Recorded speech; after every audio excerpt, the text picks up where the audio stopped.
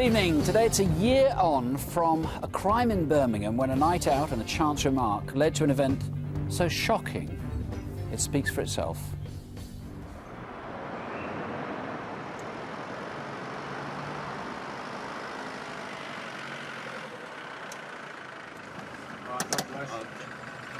I've been out celebrating my birthday with friends. Happy birthday, my friend. All right, mate, cheers. See you later.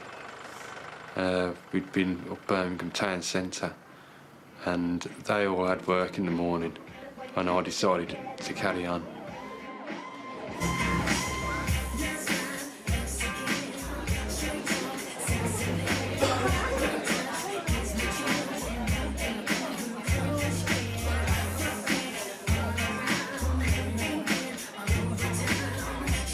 I went straight up to the bar, bought a drink and stood talking to a friend of mine. Right, see. All right, Dave. How you doing, mate? All right, mate. How's it going? I'm all right, yeah. Yeah. What are you up to? I'm still down at Dunlop, you know. Oh, Yeah. I got a kid on the way.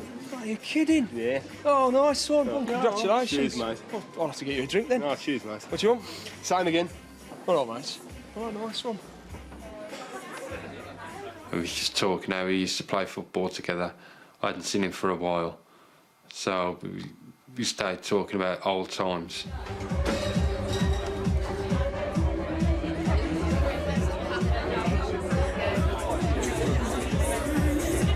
I'd had a drink and I needed to go to the toilet.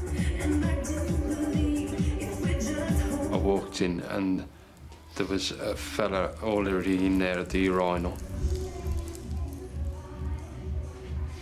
Hey, you look like a friend of mine. I don't know you. You shut your mouth. Who are you to speak to me?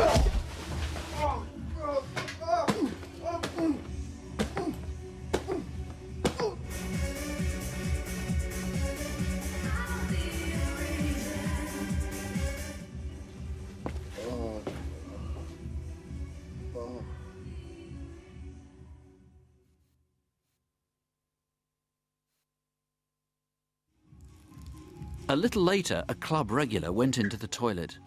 What's happened? Look at his face. Come on, help me get him out of here. Mate, mate, mate, can you hear us? Mate, come on, mate, we're going to get you out of here. That's it. All right, put him down, put him down.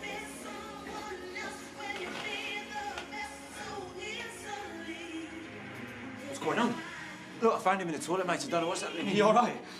Listen, call an ambulance. Yeah, all right, mate, I'll get an ambulance. Let's get him outside. Come on, I'll grab hold of him there. Right. Put him there, put him there.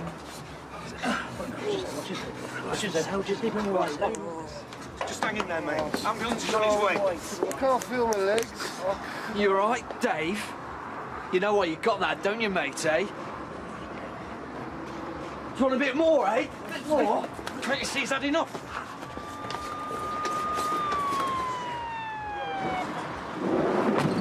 Hello, can you hear me? Yeah. Can you tell me your name? Okay, keep nice and still. You better not open your mouth, all right? Otherwise, you know what you'll get.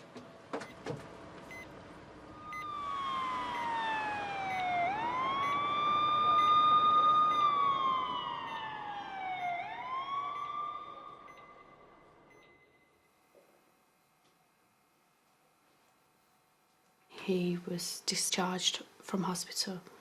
He was left paralysed from the neck down. It's been very hard. It's completely shattered both sides of the family. And it's something which you could never prepare yourself for. You're just saying about the football here, you're going to have to ring up and get a ticket. And my life's changed so dramatically. My wife was pregnant at the time this happened to me.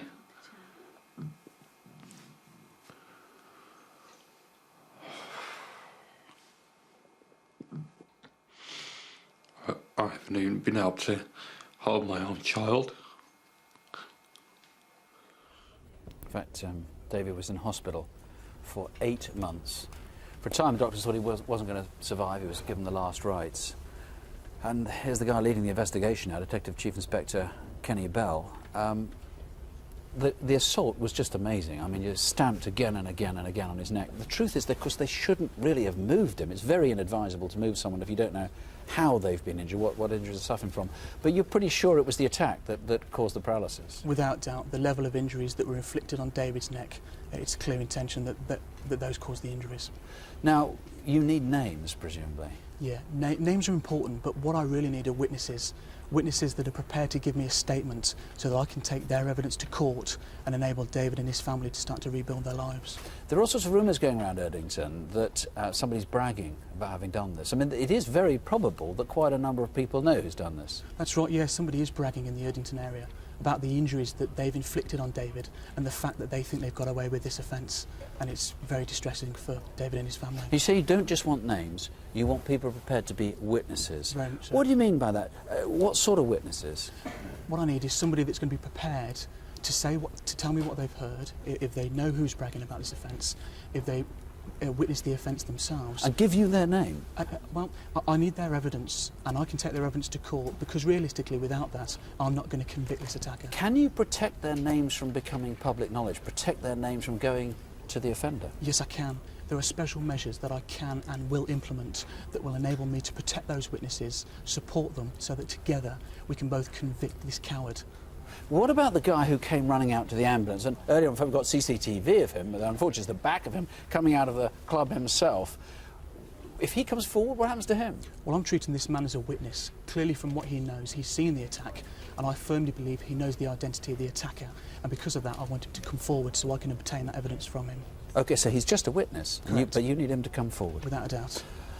It's a terrible life sentence, this, for David and his family, and so ridiculous that this appalling consequence should happen in just those few seconds of somebody losing their temper. Tell us who was involved before he loses his temper like that again. You can ring our free call number 0500 600 600, or you can call the Instant Room in Birmingham on 0121 428 6080. Also on tonight's programme, why would a rapist come back to his victim after she'd been rescued? The fortune in cash and the landlady who met a grisly end because of it. Now, we're always showing you e-fits on Crimewatch, but how many of you know how they're made and how effective they are? Well, this is Matt Allwright. Now, Matt, you're more used to chasing villains on scam buses and rogue traders, and Matt's trying to describe a well-known TV villain. And our e-fit expert here doesn't know who he is, but you do. Look at this.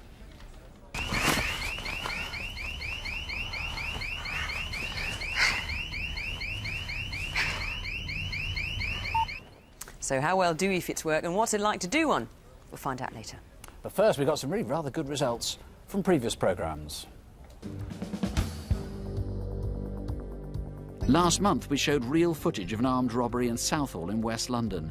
20 viewers called, and as a direct result, 3 men have been arrested and are on bail. We also showed a violent attack on the Tube. One of the suspects was so horrified to see himself on Crimewatch, he gave himself up the very next day. Now a second member of the group's turned himself in.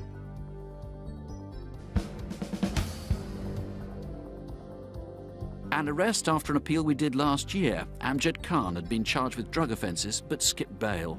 Several viewers said they'd sighted him, and this month 2 uniformed officers spotted him in Sheffield. He's now in custody awaiting trial.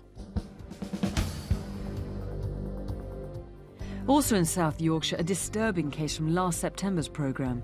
A 16-year-old was followed while she walked home, then literally picked up and carried into some bushes. A Crimewatch viewer named a man to Crime Stoppers, and as a direct result, a suspect's been arrested and charged with kidnap. And 2 cases solved independently of Crimewatch. First one you may remember from 4 years ago. Student Sarah Cameron was returning home after celebrating getting a new job. Her body was found in a field almost opposite her house. Earlier this month, the man was charged with her murder.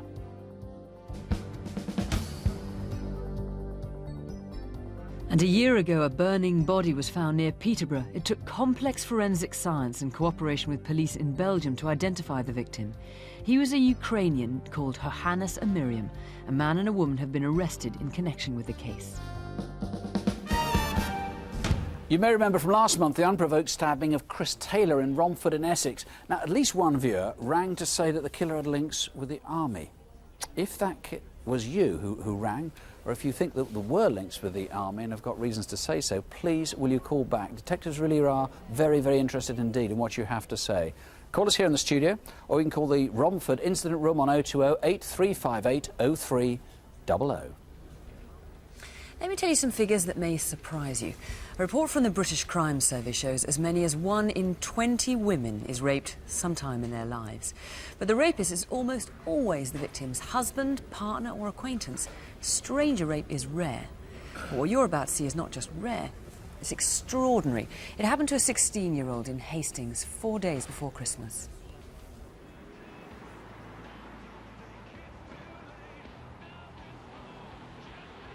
That evening I'd been into town with some friends. Oh, really enjoyed it tonight. Much better than last night. Gary, where are you? Well, I'm going to Jimmy's to wait at the doorstep for him until he gets back. You're with him? OK, well, I should be there in about 15 minutes. OK, bye. Paul, they're at a taxi rank in town. Do you mind dropping me off at the Odeon? I could drop you off at the taxi rank if you want. No, the cinema's fine. Thank you, Paul. I had arranged to get a taxi from town with another group of friends. I didn't have any money on me, and it was either that or walking the whole way home. As soon as I got to the taxi rank and saw they weren't there, I rang one of my friends. Hi, where are you? Sorry, we left because of the queue. We walked up the road and found a taxi. When did you get home? Just now. I thought you'd see we weren't there and you'd get a lift home. Where are you now? I'm going to walk up to West Hill. Listen, I'll call you a cab and I'll ring you back. Do you know where the West Hill phone box is by Collier Road? Yeah. OK, I'll get them to pick you up from there and I'll phone you back. Thanks, Gary.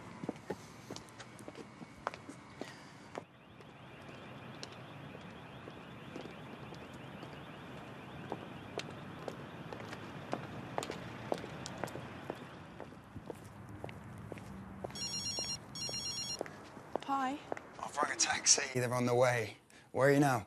I'm on West Hill by the play park. Right, keep walking towards the phone box and wait there and I'll phone you back in about 10 minutes. Oh, thanks, Gary. When I came up to cross the road, that's when I saw a car. I saw him drive down and I heard the car stop behind me. Come with me, down here, now. I froze. I thought of all sorts of things. You're not going to see anyone again. You're not going to see your friends. You're not going to see your family. Unzip your zip. Come on, unzip your zip. Now, on the floor. The early hours of Sunday, December the 21st, the 16-year-old was raped in full view of the road. Before it happens to you, you can say what you like, but you never know what you'll do till it happens. Never. I didn't scream because I didn't want anything else to happen to me. You don't know what they're going to do.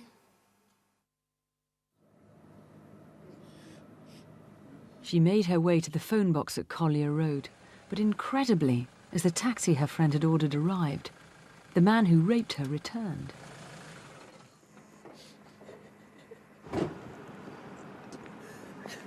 Is she all right? Are you okay? Are you hurt? I look towards the guy next to me and I see that he's carrying a torch and he's shining it over the girl, which I thought was odd because it's very well lit up there. Are you the one that phoned for a taxi? Is that your phone? Don't you want to answer it? And at that moment, the guy takes the phone out of her hand and answers it, which I thought, again, was rather strange, just picking up somebody else's phone and answering it. He looks at the screen. Obviously, there's a name comes up. All right. Is this Gary? Who's that? Are you a taxi driver? No. I'm the man at the phone box. Has the cab arrived? Yeah. The taxi driver's here next to me. Where's Jenny? She's in a bit of a state. Do you know what's the matter with her? She had an argument with a friend earlier. Oh, I see. So it's emotional.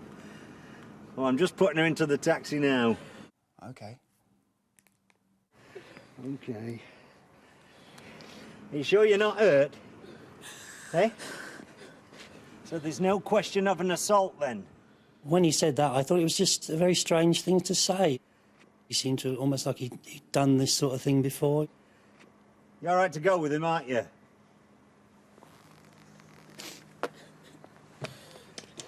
Just put your phone into your coat pocket for your love. But the man didn't give the phone back to her. Don't worry, mate. They've got money. You get paid all right. OK, then?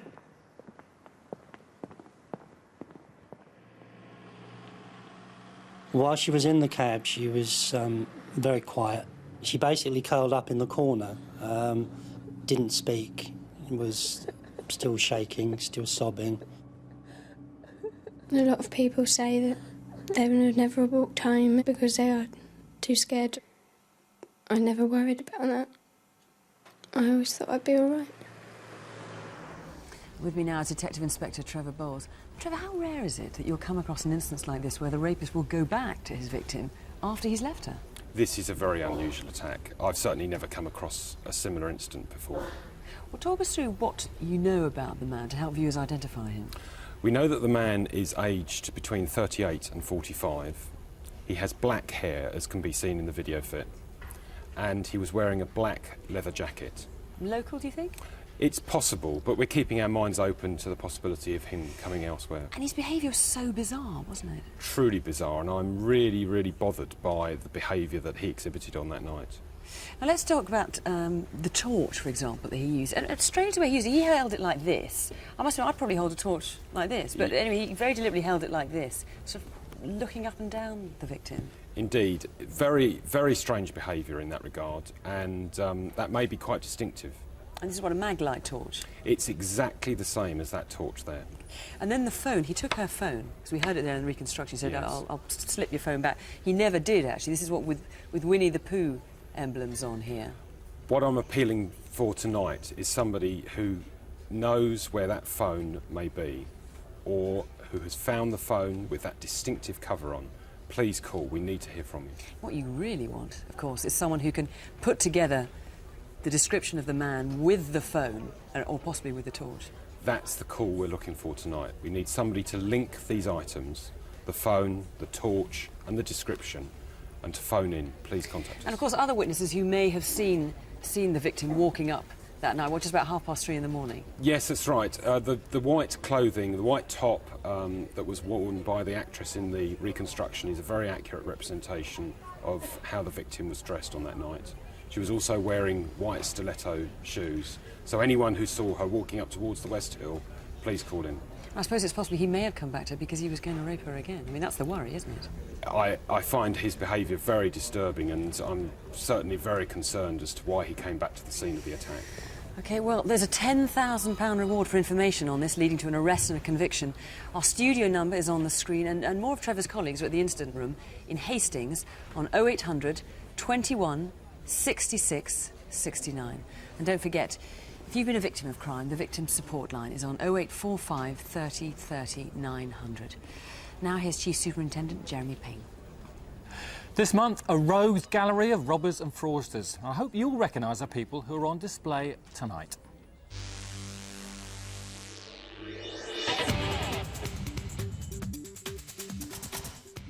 First, a robbery at a convenience store in Worcester. A man goes into the shop to buy a packet of chewing gum. As soon as the till's opened, he threatens the shopkeeper with a screwdriver, jumps over the counter and, after a bit of a tussle, grabs some cash. Who is he? Staying in the Midlands, this time in Telford. Two men break into the reception of an office block. While one of them checks to see if the coast is clear, the other pulls a TV plasma screen worth £5,000 off the wall. They load it into their car, which is a Peugeot 406, possibly green in colour. Can you name them? Now, fraud in Stratford-upon-Avon. This woman is out shopping for the day at various places around the town. The trouble is she's spending someone else's money with a credit card that had been stolen earlier that day. She spent a total of £800. Do you know who she is? On to High Wycombe and another stolen credit card. Detectives would like to speak to this man after he withdrew £5,000 from branches of Lloyds, TSB and Barclays with a card that had also been stolen earlier in the day. Someone must recognise him.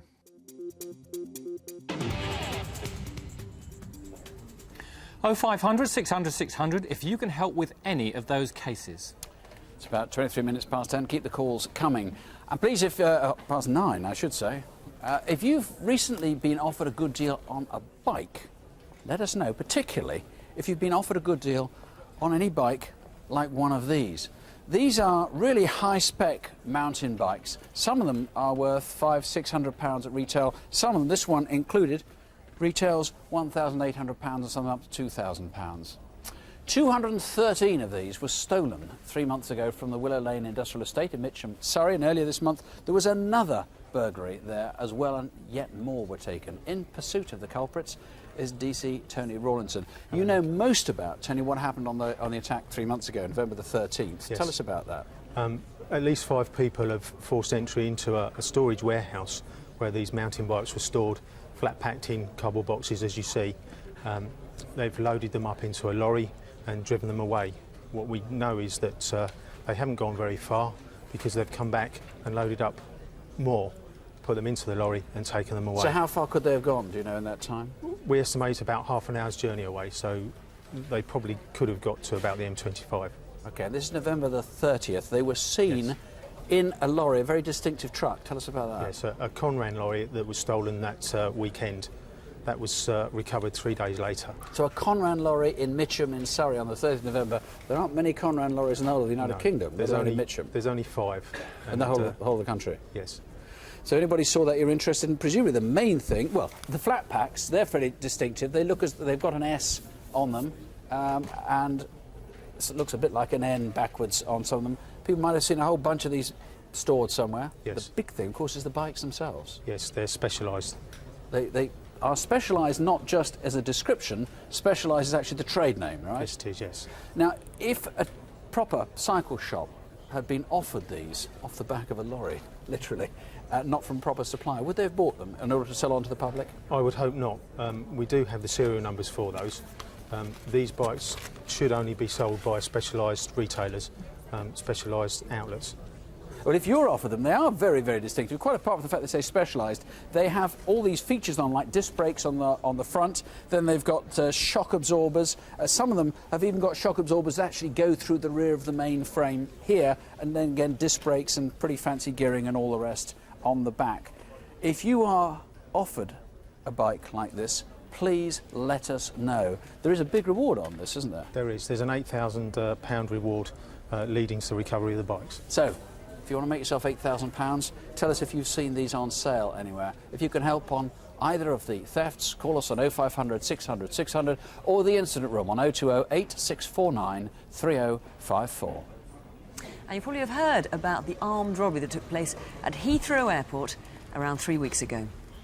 Flying squad detectives investigating the robbery of £1.75 million from a cargo shed at Heathrow Airport have arrested 5 people. Several members of staff at the Menzies World Cargo Shed were overpowered before the men made off with the money. Leading the hunt for the gang is Detective Chief Inspector James Dickey. Now, a gun was fired during this, so this could so easily have been a murder inquiry. There are 5 people you're still looking for, but one in particular. Yeah, that's a gentleman by the name of Glenn Cameron, who's about 44 years of age. He's a white male. He hails originally from the Ruislip Hayes Middlesex area, but at the time of this offence he was a resident in New Milton in Hampshire. And likely still to be in the country? Definitely, I would say, because we managed to get hold of his passport, so he'd have no legitimate means of travelling abroad. Now, you've brought along some CCTV which hasn't been seen before of the robbery. Now, what clues does that give us? Well, it shows the uniform dress that all the robbers were wearing. They're all wearing high visibility yellow jackets, as you can see. They're wearing navy blue or black knitted caps, and they've got, which is very unusual, almost a theatrical foam mask. So actually, when you look at that, you can't see that they're wearing masks, but these masks are such a particular, and they're very good and high-quality masks. In fact, there's a fragment that you got, we can see that here, that one of the victims managed to pull off the mask. Now, where do you think these would have come from? Well, our information is it probably come from a specialist theatrical mask maker or retail outlet. And what we are appealing to somebody that may have supplied these, and there'll be at least 6 of them in existence. And I'm told they're quite expensive, they're the top of the range. They're not a normal, bog-standard type of mask. There's a couple of cars you're interested in as well, aren't there? Yeah, there's 2 vehicles. Both were stolen on the night of the robbery outside the cargo warehouse because the robbers panicked when the shots were fired. They stole a gold Ford Fiesta, which was found... Gold Ford Focus, was it? Sorry, Focus, which was found burnt out in New Denham, which is between Denham and Uxbridge off the A40. Off the A40. And what about the registration? We've got that, haven't we? We have got that. That's what, X840, there we got it there, HHR. And there's a van as well, you haven't found that? Yeah, we haven't found the van, and obviously we're appealing to anybody who knows where this van is to contact us. And again, we've got the registration on there. Let's show people there. That's a Vauxhall van, KF53CXX. Now, the money that was stolen, a lot of money that was stolen, nearly £2 million. Yeah. You've recovered some of it. We have. There was a lot of foreign currency as well. What's happened to that? Yeah, it's predominantly Scandinavian krona. That's Danish, Norwegian, Swedish, and some Australian dollars. And we know it will probably come into the banking system, as some has already, via bureau de changes or banks. If you're an employee of any of those institutions or know anybody that's flush with this amount of cash, and we're talking thousands here, we're not talking about small even amounts. hundreds of thousands. Hundreds of thousands. I mean, this is not the kind of money you go in when you just want to take a bit of money on holiday. Absolutely. I mean, this would be noticed. And if you know anybody that's got this or anyone that's trying to pass it and exchange it for sterling, please let us know. OK, well, there's a £50,000 reward on this through Crime Stoppers for information. That might tempt some people out. 0500 600 600, or you can call the incident room on 020 8358 1751. Now, with the latest news on tonight's appeal so far, here's DC Jackie Hames. I've been looking through the calls coming in so far on that appalling attack on the girl in Hastings, 16 years old. We've had a few calls from people suggesting potential employment details of this man, the fact that he held that torch in quite a distinctive way. But certainly as a detective, what I'd really like to see, if possible, if you could try and combine that video fit of that man and his very odd behaviour, the fact that he drives a red or maroon saloon, that Magilite torch, but perhaps why is a 45-year-old man going around with a Winnie the Pooh telephone if he's still got it? Combine all those things together. If you can think of anyone who may have 2 or 3 of those, please give us a call. It could really help progress this inquiry. Jeremy, what have you been up to? We've had a really fantastic response on that dreadful attack in the Elbow Rooms nightclub last year. We've had a caller from Monmouthshire who's offering another £10,000 reward. We've had 2 different names put forward for the attacker. A witness has come forward. A former prisoner thinks that he might have been a cellmate of the person who committed this attack. And we also got a suggested name for the man who put abuse towards the ambulance crew as they were treating the victim. So it looks very promising. Now then, the studio number is on the screen, and if you're watching on digital satellite TV, you can email us directly through a remote control. Just press the red button on your handset and choose Crimewatch. 9:31 is still to come. The unknown baby murdered at birth, and the Northern Ireland mum, we hope, will call tonight. The power of Crimewatch leads 3 criminals to give themselves up. And the guitar has brought the music back to a well-known performer. But first, all ports and airports are tonight on alert in our next case. Police want you to join them in the lookout for a Polish man, probably an illegal immigrant, who stayed here for a while about a year ago. 12 months on, he may think the heat is off and be back in Britain. Last time he took a room in Ealing, part of London where many Polish people settle. His landlady was also Polish, Domiciela Skiera.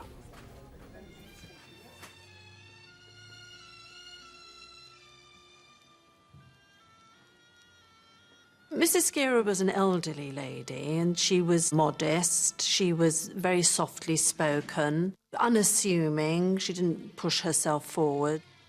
She was just a quiet lady. She was alone, I mean, she didn't have a family. And she used to rent out rooms in her house. Somebody would ask whether she could put them up, and she would take them. She was very frugal in how she spent her money and what she did. Mrs. Skira came to my counsellor's surgery. This is a surgery that I do for the local authority. And she came to me, I think the first time was June 2000. She had a domestic problem and she asked me whether I could help her. Dzień dobry. Dzień dobry, pani. Come and sit down. And unless I told them... The last time I saw Mrs. Skira was just 2 days before I heard that she had been murdered. She was quite relaxed, and I thought she looked well. She wasn't particularly stressed or worried. So everybody was floundering and was very lost to think that somebody could have been murdered in this way. Mówiliśmy do niej na per pani. We called her Mrs. Skira, but amongst ourselves we called her Granny. We never had any hassles with her. Every day she took the rubbish out of our room and the kitchen. She wouldn't let us do it. 2 nights before the murder, a third lodger came to Ranelagh Road. He introduced himself as Artur Kowalski. Poniedziałek, gdy się wprowadził. When he moved in on the Monday, he seemed like a nice, cheerful fellow. Wesoły, nie? Gość. He had some vodka with him because he had just been to a party. So we drank it together to get to know each other. Wracał z jakichś tam imienin, nie? Po prostu, żeby się lepiej poznać. Wypiliśmy razem. Znaczy, wydało się normalnym. He seemed like a regular guy. You meet lots of people like that. Wielu ludzi, nie? No, przeważnie... And usually with first impressions you take people as you find them. Nie patrzy się tam za bardzo wrogo na nikogo, nie? Tak, poprzedniego wieczora prosił, bo mówi, że ma trudności. Arek asked us on the previous night to waken him because he had problems with getting up. On the day Mrs. Skira was killed, when I was going out to work, I met Arek as he was coming out of the bathroom. And that was the last time I saw him.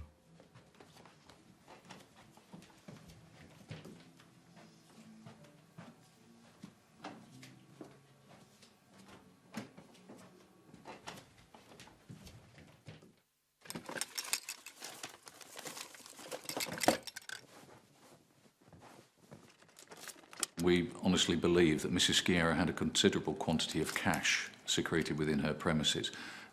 That was confirmed by a vast amount that was discovered when we did our full forensic search, and we believe that that was the motive for her murder. Mrs. Skira had been subjected to a vicious sadistic attack, and she had been bound hand and foot, and there is evidence that we believe that she was actually tortured in order to make her reveal the whereabouts of her money. Zdziwiło nas, że nie był wyniesiony z śmieci. We were surprised that the rubbish had not been taken out that day, because Mrs. Skira took out the rubbish every day, and the house was cold.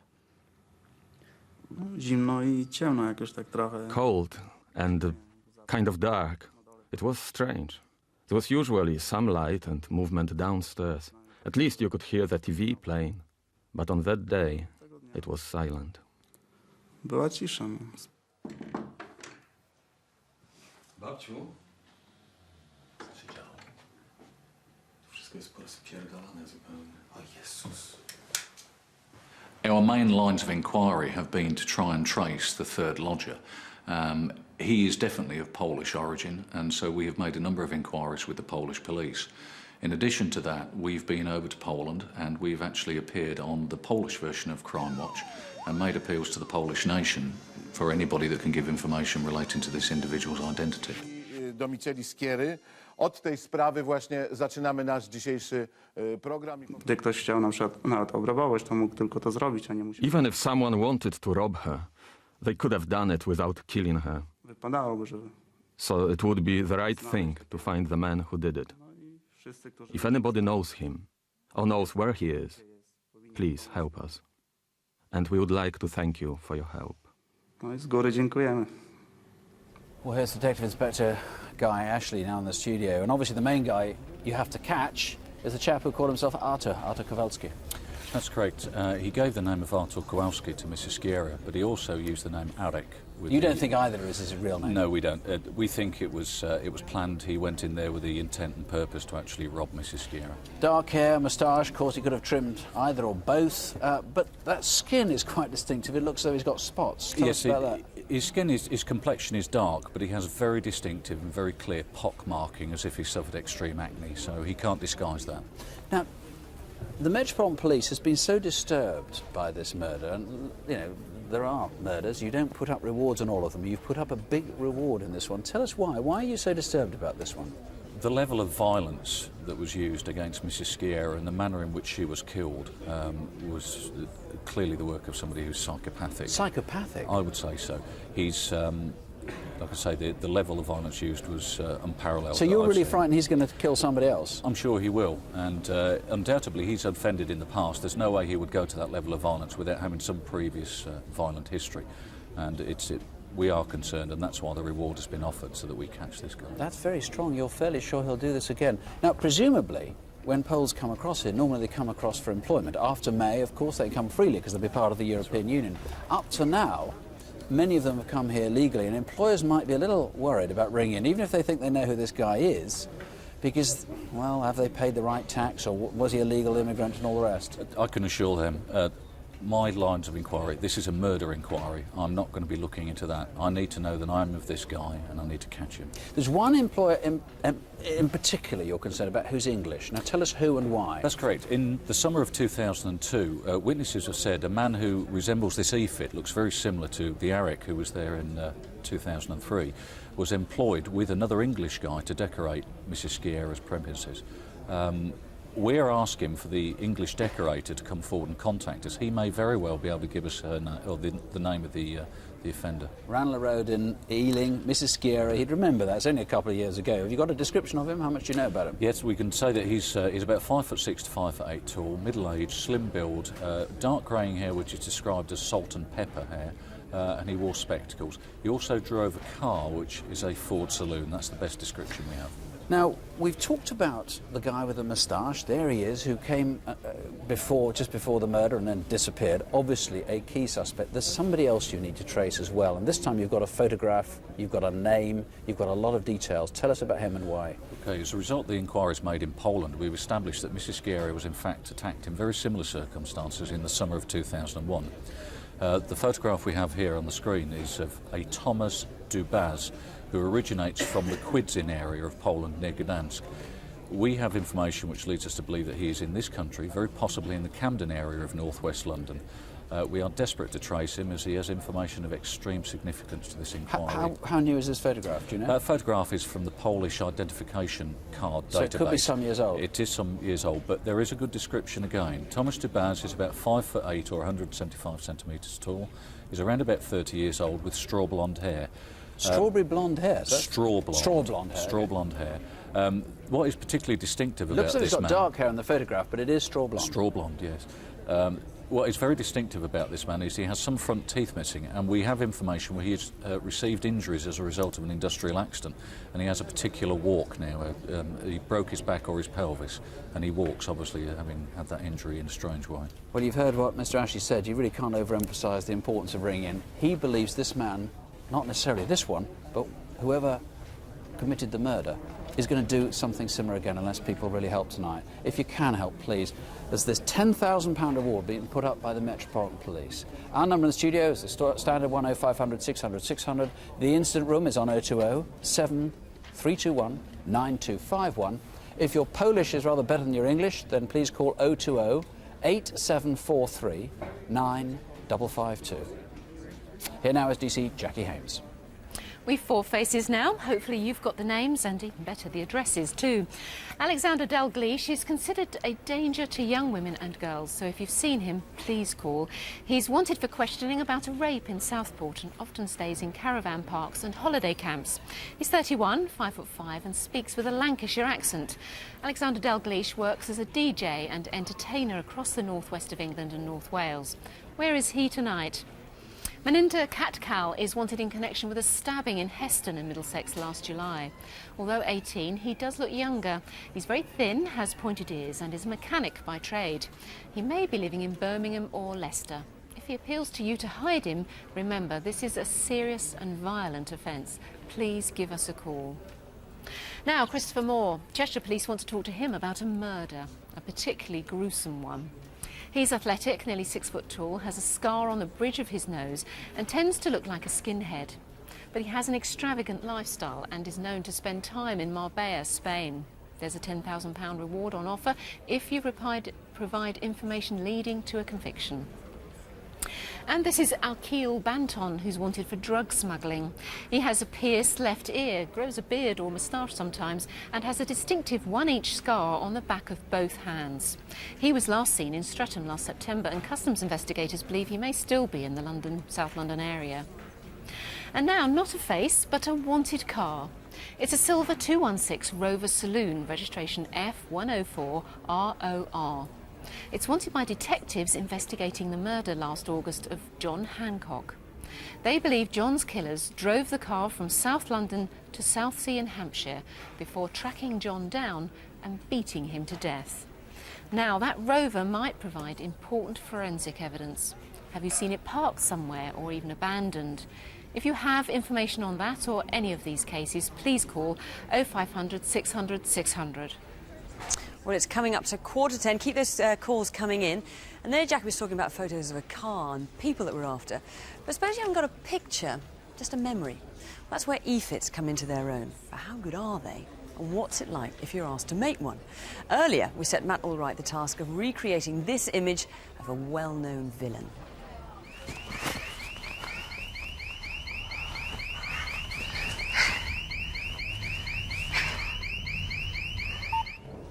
Well, we know who it is, but e-fit expert here, Adrian Mountain, doesn't know. So let's see how you're getting on. How have you got on, Matt? Tell me how you started with all this. We're getting there, but it is amazing as you start to piece it together. The range of different facial features you've got in here really makes it incredibly easy to get a very accurate fit. Adrian said we'd just get a likeness, but it's getting closer to almost a photograph. It's that good. So what did you start with? What was the thing? Well, Adrian just basically asked me for a description of certain parts, the most distinctive features, and then you've got a list. You can scroll through a list of different things and apply them to the face, and it's amazing when it's right. That you know the hair and the eyes on this one just really pop out at you when they're the right ones. So how do you work? You have like a database of what, hundreds, dozens, right. or hundreds of identifying features? Literally hundreds of each feature. And what, as Matt said, is you run through the features with the description. So as you've been doing now, in you've got such as eyes and hair. You will run through various ones, and Matt will pick out the ones that he considers the most likely. So it shows. I mean, the eyes are so important, aren't they, when it comes to identifying quite somebody? often people identify the eyes, especially if they're striking.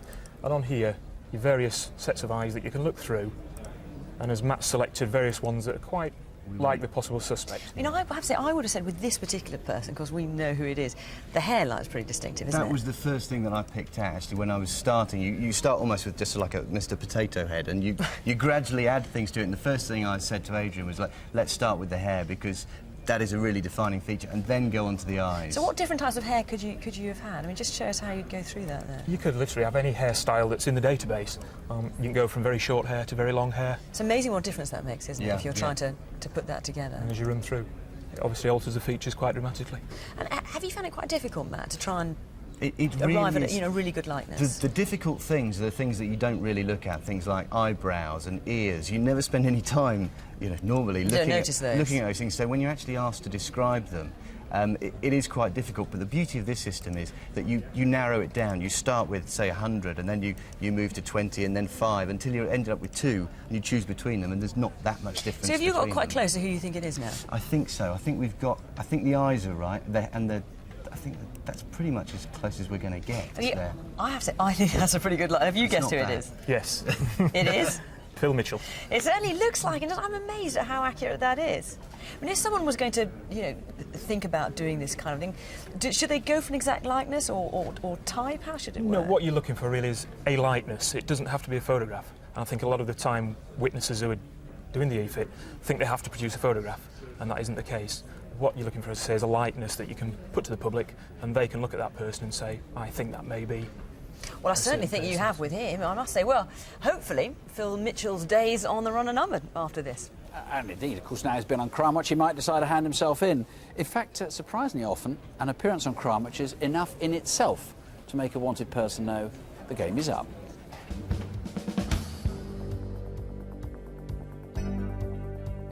Andrew Garrity, a prolific burglar. If you're a Sheffield United fan, have a look on the terraces for Andrew Garrity. As a result of the phone calls made to Crimewatch UK, myself and my colleagues made numerous inquiries throughout the Sheffield area that eventually brought us to the local market. I'm sure that the pressure and the help from Crimewatch finally resulted in him giving himself up to the police. This is an unpleasant man that caused no end of grief and misery to people by breaking into their houses, and he is now in Doncaster prison, where he will serve the rest of his sentence until March 2005.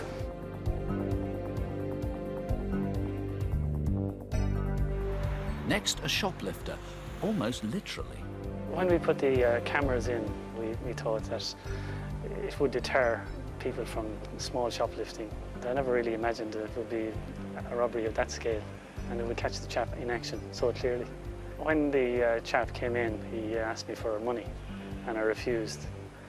And he went out and came back in, and he obviously was sizing the place up before he decided to actually do the robbery. He grabbed hold of the counter, which he wrecked, and jumped up on the counter and came to get the till, and ran out the door with the till.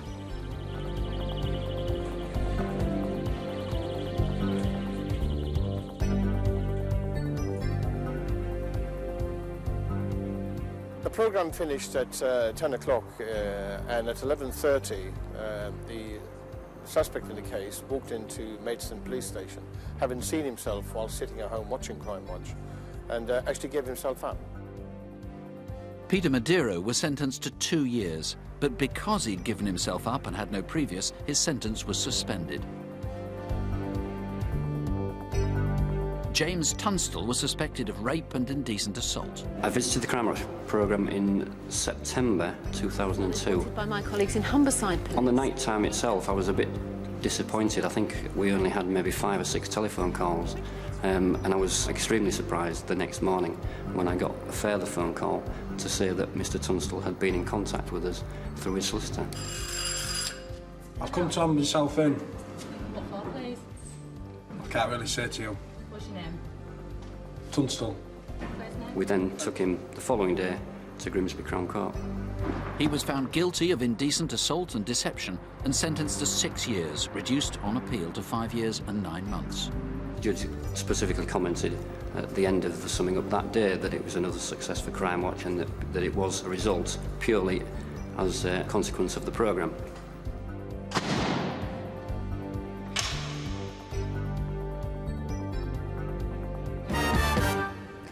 Our last appeal is to a mother. We'd like her to come forward tonight after what must have been 2 years of mental turmoil. Our story begins in March 2002, 5 miles south of Belfast in County Down.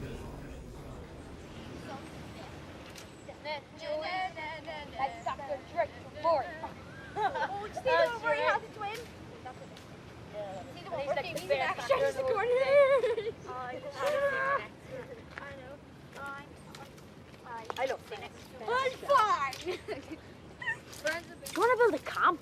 Yeah. What's a camp?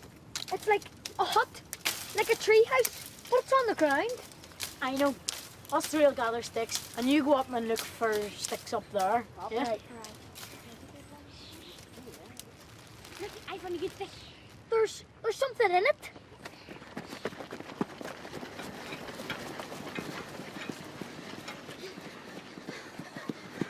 Come quickly, there's something in the woods.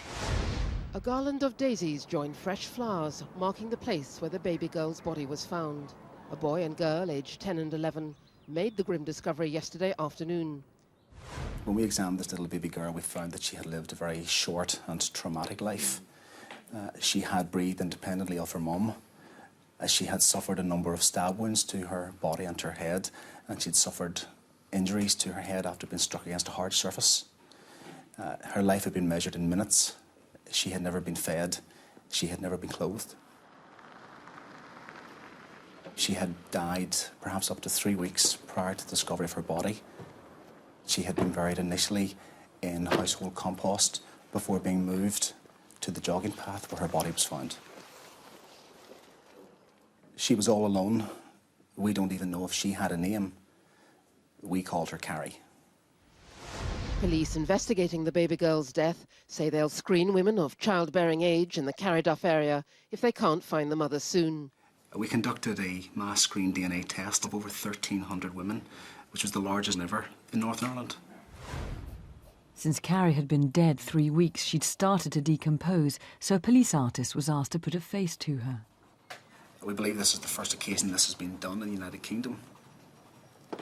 We wanted to say to Carrie's mum, this is your daughter. Whoever left Carrie's body at the Duck Walk would have known the area. It's an area only really used by locals. We believe that Carrie's mum wanted her little body to be found so that we could take care of her because she could not. Well, I think that the community in Carryduff and further afield have really taken Carrie to their hearts. There were so many people attended her funeral.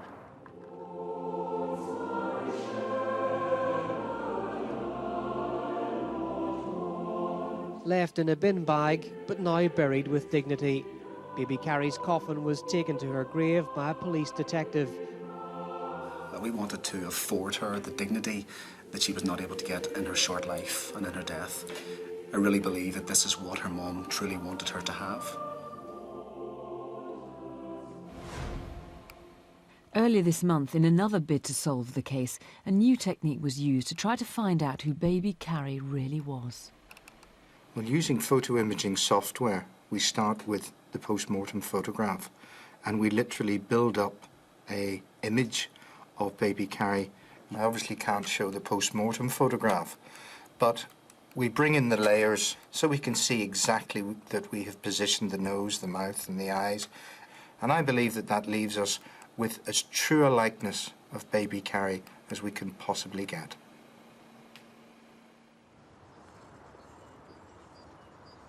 I believe Carrie's mum must be in real and continuing distress. This is not something she's ever going to forget. Carrie would have been almost 2 years old now, and every time that there's a birthday and every time that there's a Mother's Day, Carrie's mum is going to remember her little daughter. Well, this is what baby Carrie would have looked like if she lived to be a month old. I don't think any mother can imagine what this baby's mum must have been going through these past 2 years. I'm appealing tonight directly to baby Carrie's mother. Call us. There are people here who can help you. Perhaps someone else was involved in this terrible tragedy, and you've carried that secret until now. I'd also like to appeal to others in South Belfast and County Down. Was there a girl who seemed pregnant, or at least was putting on weight, and suddenly lost it 2 years ago? But above all, Carrie's mum, if you're watching, call us. If you don't want to talk to a police officer, perhaps you'd talk to me. Just ask for me and I'll take your call. Telephone the studio free on 0500 600 600, or alternatively the incident room on 02890 259 793. At 4 minutes to 10, I can tell you it was a fairly slow start to the evening with the calls coming in, but not now. They are pouring in, and remarkable numbers of people calling in on the murder of Mrs. Sciarra. She was the Polish woman murdered in Ealing, and we've had huge numbers of sightings of Thomas Dubaz in the area in which he's thought to be an huge number of Poles have rung in themselves, many of them using the facilities for calling Polish people here, Polish interpreters and so forth. You heard earlier on the elbow room attack in Birmingham, somebody had rung, in fact this is the caller, has offered a £10,000 reward on that. We've still got to check that out, but I mean that looks legitimate on that. On the Hastings rape, we have got a lot of names coming in, and incidentally one name has come in twice, and there's really quite good evidence coming in on that. On the Stratford-upon-Avon fraud, we think we now know who the woman is. On the Telford TV burglary, we've got 2 names on that. The mountain bikes, stacks of calls coming in. All the incident room numbers are on CFAX on page 61. You can see a reminder of some of tonight's cases and crime prevention advice on the website. That's at www.bbc.co.uk/crime. You may remember that in December's Crimewatch, musician Paul Carrott was appealing for the return of his band's instruments, including his much-loved Hofner guitar, which had been stolen after a gig. Well, with some good news, just listen to this.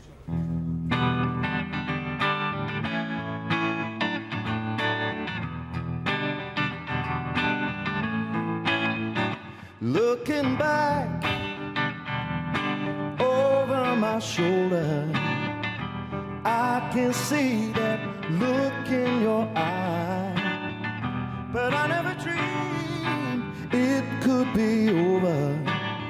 I never wanted to say goodbye. Looking back over my shoulder,